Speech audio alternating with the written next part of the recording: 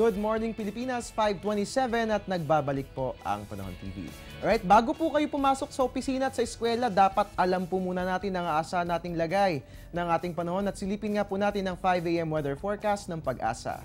Ayon nga po rito, ang dominant na weather system po sa ating bansa ay ang easterlies o yan po yung mga hangin na galing sa Pacific Ocean o sa silangan at partikular po nito maaapektuhan ang buong eastern section ng ating bansa. So asahan po natin na ang buong bansa po natin makararanas naman ng fair weather. Maliban na lamang po yan sa isolated rain showers or thunderstorms. So bukod po sa magbabaon po tayo ng payong pangontra sa lamig, kailangan, or rather pangontra sa init, kailangan din po natin yung ating mga payong nang sa gayon kung sakali mang umulan, handa po tayo anumang oras. At yan nga po nga asang naging panahon ngayong araw ng Huwebes. At silipin naman po natin ngayon, ang mga naitala natin na minimum and maximum temperature.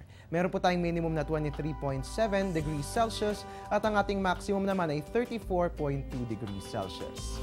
Ang ating relative humidity, meron po tayong minimum na 53% at meron po tayong maximum na 96%. At mga kabayan, dahil nga po pumasok na tayo sa panahon ng tag-init, asahan po natin na ating mga relative humidity ay mas tataas. At kapag nga po sinabi nga mataas ang relative humidity, asahan po natin na mas malagkit o mas maalinsangan yung ating mararamdamang panahon.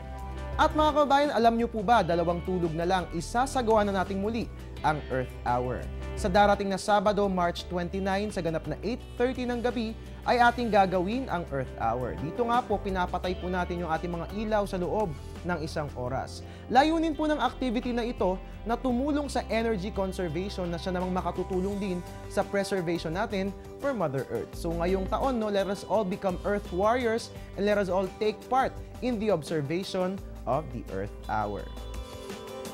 And there you have it mga kabayan, that's it for today. Maraming salamat po sa pagtutok sa ating programa at naway marami po kayo natutunan sa lagay ng ating panahon. Pero hindi po dito nagtatapos ito, dahil pwede niyo po kaming sundan sa aming social media accounts. Ang ating Twitter, follow niyo po kami at Panahon TV. Ang ating Facebook page, pwedeng i-like, hanapin lamang po yan, panahon.tv.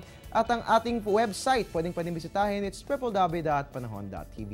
Antabayan din po mga susunod naming updates, oras-oras po yan, dito lamang po yan sa People's Television. At ngayong araw ng Huwebes, simula ng umaraw man, I'm the man. I'm your weatherman, Harry Bayona, nagpapaalalang tiwala lang.